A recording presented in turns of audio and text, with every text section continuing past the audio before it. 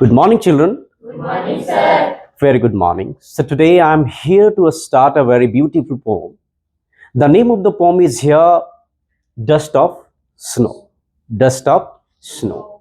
First of all, we would be coming to know about the poet here. Here, the greatest poet, Robert Frost. Robert Frost. He was born on 26 March 1874 and died on 29 January 1963. He was an American poet. He was avidly known for realistic depictions. He used to write very simple, insightfully, you can say, the poem that he has written. The poem that he has written was not a very actually long, but you can learn very deeply when you go through his poem. Got it? So today is my all dear student, dust of snow. Dust of snow. Okay. It means आप कह सकते हो fine particles of snow. Fine particles of snow. यानी बर्फ के छोटे छोटे कण. यहाँ पे डस्ट का मतलब ये नहीं हुआ गंदगी, यानी बर्फ के छोटे छोटे कण. बर्फ के छोटे छोटे कण. Fine particles of snow. Okay. Shall I start? Okay. The way a crow shook down on me the dust of snow from a hemlock tree. I repeat the paragraph once again. The poet says in the first paragraph here, the way a crow shook down on me the dust of snow from a hemlock tree. Crow and hemlock tree, both. First of all, crow. Actually, our ancestor, even your father or mother, generally they tell you that, beta, when crow speaks or when you see the crow is a symbol of death. Crow is a symbol of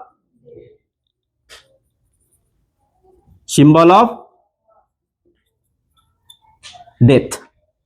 Crow is the symbol of death. And here one more meaning, hemlock tree. What? Hemlock tree. It means venomous, you can say poisonous tree or venomous tree, जो काफी ज्यादा जहरीला पौधा होता है. काफी ज्यादा क्या होता है? जहरीला पौधा होता है. Means you can say, did you understand now? Venomous or poisonous tree. So the poet says here that the way a crow shook down on me the dust of snow from a hemlock tree. One day the poet Robert Frost, actually he was sitting under a tree. Under a tree. And what was the name of the tree? Hemlock tree. What? Hemlock tree. Right. The poet was actually, he was not feeling so good. That's why he has decided to sit under a hemlock tree. So suddenly what happened? A crow, means a symbol of death. A symbol of death shook down on me, means वो कौवा जो था वो पेड़ पे बैठ जाता है और पोएट जो है वो नीचे बैठे हुए थे. समझ में आ रहा है कि नहीं? और यहां तक आप कह सकते हो सुक डाउन का मतलब होता है cause to fall by shaking. जैसे ही कौवा जो है बैठता, वहां पे क्रो बैठता है, वैसे जो fine article of snow poet के ऊपर गिर जाती है. पोएट के ऊपर क्या हो जाती है? गिर जाती है. आ रहा है समझ में? पोएट के ऊपर गिर जाती है. समझ में आया? Did you understand the first stanza? Poet को काफी ज्यादा दुख था. बेचारा वो चाहते थे कि मैं कहीं जंगल में चला जाऊं, क्योंकि जिंदगी में जो है ना, हम लोग कहते हैं ना कि जब हम लोग उदास होते हैं ना, तो हम लोग काफी ज्यादा अपने आप में कोसते रहते हैं और कभी भी अपने आप को ये नहीं सोचते पॉजिटिव वे में कि हमें शांति मिलेगी, तो मिलेगी कहां? क्योंकि आपको बच्चों मैंने बताया पहले भी कि जो पोएट होते थे पहले जमाने में, चाहे अपने देश की पोएट को ले लो, मुंशी प्रेमचंद की ले लो, महादेवी वर्मा की को ले लो, सूर्यकांत त्रिपाठी निराला को ले लो, और सुब्रमण्या भारती जी को ले लो, कहीं ना कहीं वो पंछियों के बारे में, पशुओं के बारे में, पेड़ पौधों के बारे में, जीव जंतुओं के बारे में और छोटे छोटे कीड़े मकोड़े के बारे में लिखे हैं। वो शांति उसमें वो ढूंढते थे। जब वो कभी उदास हो जाते थे अपनी जिंदगी में, थके हारे हो जाते तो शांति उसी में ढूंढते थे। आज उसी तरह the one of the most romantic poet Robert Frost, वो भी शांति ढूंढने के लिए कहां चले जाते हैं? जहां पे लोग की अवधारणा होती है, परसेप्शन होती है कि क्रो जो होता है वो सिंबल है किसके लिए? डेथ के लिए। जब जब क्रो हमारे घर में भी आता है तो लगता है कि कोई हमारे यहां कोई अतिथि आ रहा है, लेकिन ये कहा जाता है कि कौवा कांव कांव जब करता है तो ये हमें बता रहा है कि कुछ ना कुछ घटना होने वाली है। There is something going to be happen. Got it? और यहां पे पोएट ये कहते हैं कि हम लोग ट्री, वो दोनों, हम लोग ये चीज जो है दोनों नेगेटिव वे में लेते हैं। क्या लेते हैं? नेगेटिव वे में लेते हैं क्रो और हम लोग ट्री को। लेकिन कौवा अचानक उस पर बैठ जाता है, और जैसे ही बैठता है वैसे जो फाइन आर्टिकल जो होते हैं किसके? स्नो के, उस पे पोएट पे क्या हो जाते हैं? गिर जाते हैं। Did you understand the first stanza? Did you understand? Okay, come to the second stanza. Has given my heart a change of mood. Given my heart का मतलब होता है made me feel, made me feel मतलब होता है काफी सुंदर महसूस कराना। काफी सुंदर क्या होता है? महसूस कराना। जैसे कौवा जो उस पे बैठता है हम लोग ट्री पे, वैसे जो फाइन आर्टिकल्स होते हैं। अब बेटा फाइन आर्टिकल्स क्या होता है बता मुझे? फाइन आर्टिकल्स होता है कि जैसे बर्फबारी होती है वैसे देशों में जहां पे अधिकतर जो है ठंड ठंड होती है, जैसे आप अमेरिका की ले लो, ब्रिटिश यानी इंग्लैंड की ले लो, समझ में आ रहा है कि नहीं? तो वहां पे क्या होता है कि जैसे जैसे सनलाइट जब उगती है तो देखना कि धीरे धीरे क्या होता है कि बर्फ जो जमी रहती है पेड़ पे वो धीरे धीरे पिघलना स्टार्ट हो जाती है। लेकिन फिर भी कुछ भी जो है फाइन आर्टिकल्स मतलब जो छोटा छोटा जो परत होता है, कभी देखे हो पत्तियों में देखना कि हल्का डस्ट पार्टिकल्स जमा होता है हमारे इंडिया में, क्योंकि हमारे इंडिया में काफी ज्यादा पॉल्यूशन है कि नहीं? आप रोड पे चले जाओ और रोड पे देखना कि आपका जो है पत्ते में देखना, वहां पे ढूंढना, देखो देखो वहां पे जो फाइन आर्टिकल ऑफ डस्ट मिलेंगे आपको। क्या मिलेंगे? डस्ट मिलेंगे। ऐसे पोंछ के देखिएगा तो देखना वहां पे क्या मिलेंगे? Fine article of dust. ठीक उसी प्रकार से पोएट यहाँ पे रॉबर्ट फ्रॉस्ट कहते हैं कि मैंने क्या देखा? वो छोटे छोटे जो है परत जो है चढ़ी हुई थी। परत मतलब समझ रहे हो कि नहीं? बर्फ का वो ठंड था जिस समय, वही जब कौवा वहां पे आके बैठता है तो पोएट की जो है मूड को क्या कर देता है? Suddenly the mood off the poet had changed. Why? It's just because of the falling down of the fine articles from the hemlock tree. From the hemlock tree. Is there any problem? No. Okay. And saved some part of a day I wrote.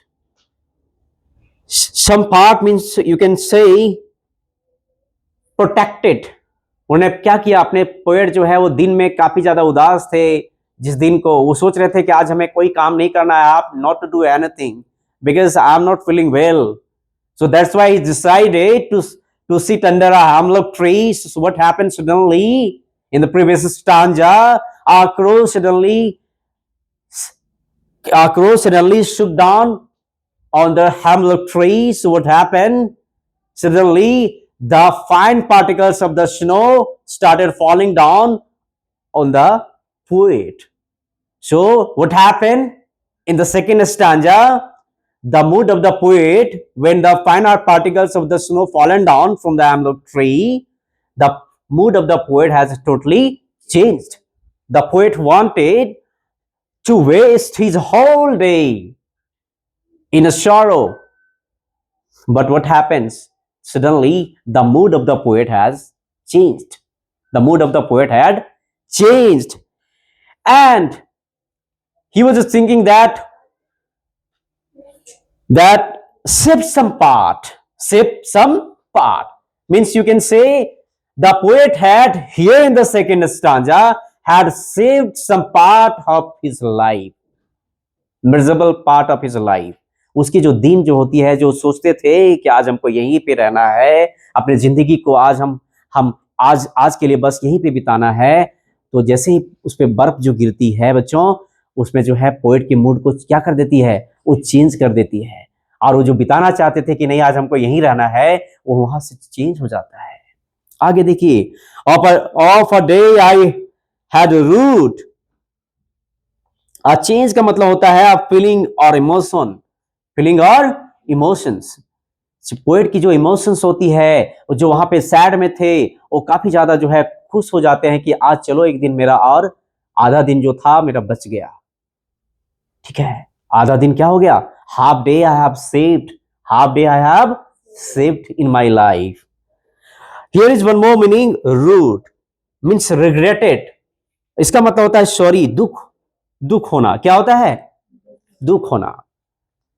देखो मैं फिर से एक बार मैं repeat कर दे रहा हूं। One day the poet Robert Frost, actually he was just feeling much sad, so what he has decided to sit under a hemlock tree. Hemlock tree is a symbol of poisonous, means both, and the crow is also a symbol of human death, human death. So what happened one day when he was sitting under a hemlock tree, so suddenly a crow shook down on the poet, and when the crow has shook down on the hemlock tree, suddenly the fine particles of the snow started falling down on the poet's face, right? So suddenly the poet actually he was not in a good mood. He was not in a good mood. So the poet, actually when the fine particles of the snow started falling on the face of the poet, so substantially he had a change his mood, and he said that I have saved a day, I have saved a day.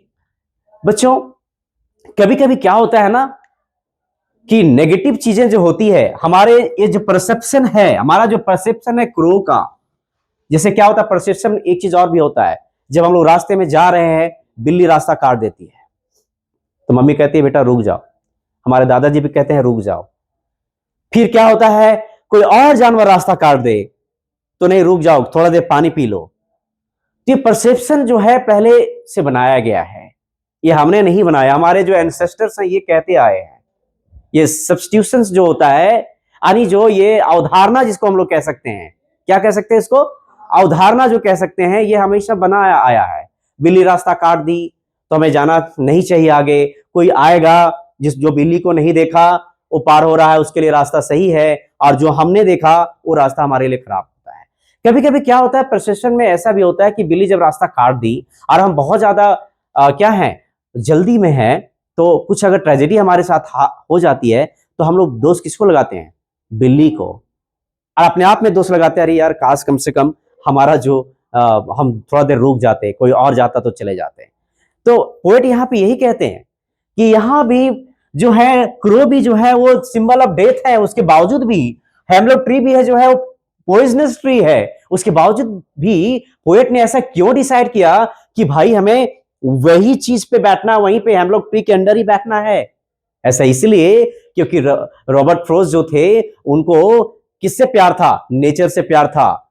किससे प्यार था, nature से प्यार था। ये 4 line की pome जो है ये बड़ी चीज नहीं है, बस उनके अंदर में जो लिखी हुई चीज है, क्योंकि मैंने पहले भी बताया था कि रॉबर्ट फ्रॉस्ट की 4 लाइनों की जो कविताएं होती है ना, वो समझिए कि बहुत बड़ी चीजों लिखते हैं अपनी लाइनों में, अपनी कविताओं में, वो हमारी लाइफ के बारे में। Nature can heal our life, nature can heal our life, and even you can also find the positivity from the negativity।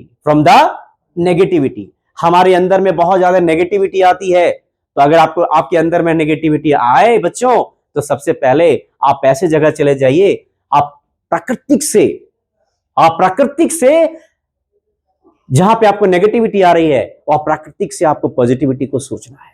Is there any problem? Okay, so how was the class? Very nice?